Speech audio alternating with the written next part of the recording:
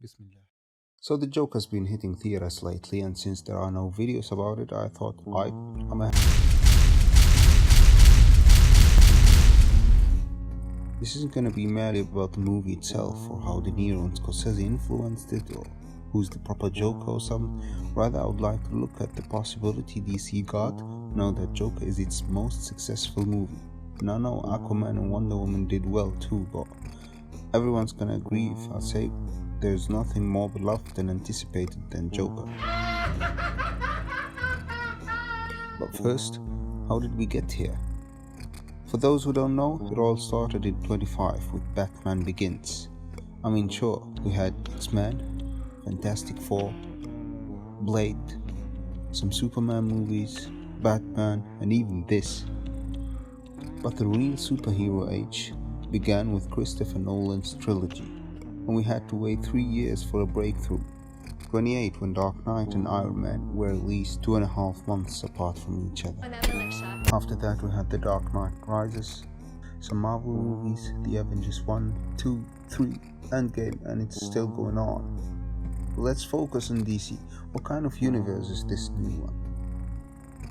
Todd Phillips' Joker, starring Joaquin Phoenix, seems to have a new motivation, new motives. He's no longer the antagonist or main villain trying to prove a point. See, madness, as you know, is like gravity.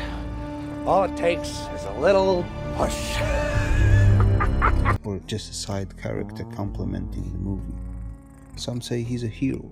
Maybe they're right. I mean, a villain is always a hero in his own eyes. But one might tend to disagree because the definition of hero in the last decade was significantly changed. And now we kinda have a different profound meaning of what hero actually is. And even if Joker is in fact a hero, his actions are not heroic, right? Well, the dictionary proves otherwise.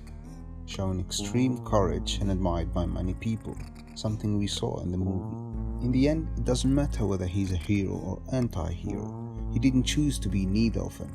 Madness, delusion, aggressiveness was all there from the beginning, but it was his environment, his surroundings, his society that he lives in that triggered his mechanism to fully evolve into Joker. It was like a recipe that had to be prepared to become a finished dish, best served cold. Revenge. Revenge on Thomas Wayne, revenge on his alleged mother, revenge on Murray Franklin, and even on Randall.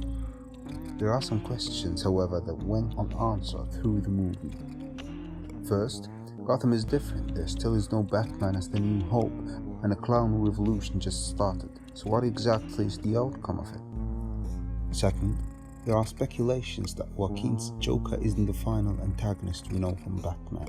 Rather, he's the main inspiration for some younger guy somewhere in Gotham whose main goal became to take over the identity of Joker and later on face Batman as the psychic battle soulmate we know as Joker. This idea is notably reinforced by the kinda huge age gap between Arthur and Bruce. So when are we gonna see the clash, and when exactly is Batman going to be created? Third, also, the Nicholson Joker had this deep connection to Batman through killing his parents. While in the current Joker universe, this important element of, or in, Bruce's life was brushed off with a quick scene that wasn't even highlighted in the movie.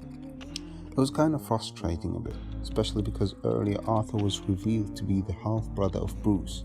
And even if that plot point was redeemed by Arthur finding out that his mother was lying about that, therefore helping his mind to become lunatic in the process, still was disappointing to see how the Bruce scene played no significance in the end. Unless Bruce sees the riots going on and decides to become Batman so he can help the city and install justice into it. But how many years is that gonna take? The riots are not gonna take forever, are they? So the final question, which seems to be simple and difficult at the same time, how is Joker and Batman connected in this timeline? These questions and the interviews seem to hint at a sequel very likely to happen.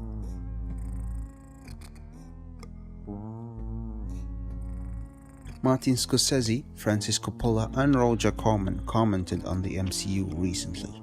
While Scorsese and Coppola had negative comments, Corman more or less had an objective view. Many agreed, many disagreed with them. In my opinion, this debate was not possible because the movies existed per se, since the first phase till Avengers 1 was pretty new and innovative. Moreover, it was because of the excess and repetitive structure that the mass might like, but didn't add nothing of proper value to the mind of most people, unless you are getting motivated by superheroes or something. With DC flipping the table and finally moving the superhero genre in another direction, directors now have the chance to go deeper into the minds of interesting characters, and the PG ratings even enabled showing violence without being worried to censor blood or death. So it's no coincidence that Marvel noticed these opinions. That's why the next Doctor Strange is a horror movie, and they're probably planning on more. Now, this success and this opportunity, DC has to make something out of it, right? It's funny, DC having the spotlight in this time, so close after Endgame and its inconceivable success. But again, it was DC who started it, and it's DC doing it again. But praise to whom it belongs, since the management failed with the imitation. It's the directors that bravely went into kind of unexplored fields and formed a new movement.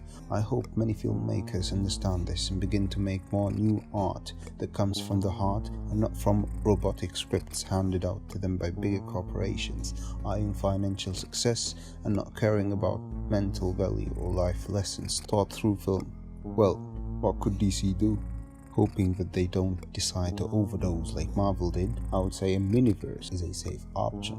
Considering the new Robert Pattinson Batman coming out in a couple of years, that gives Todd Phillips and others plenty of time planning about maybe 4 to 5 movies that include the most fascinating characters and antagonists of Gotham. This time, like mentioned before, going deep into the mind of each character and showing a new, darker but more human side, explaining the motivations and inciting motives for them to become the villain they finally became. That will help adding excitement into the cinema, something we were not quite used to in the last couple of years. And movies have to be multi-layered and well thought. It has to give you something to think about and learn from. And this possible miniverse would give the needed change. It's important to learn how villains came into existence, because in the end, it's better to tackle the cause than fight the villain. Wait, one small thing. Yeah. When you bring me out, can you introduce me as Joker?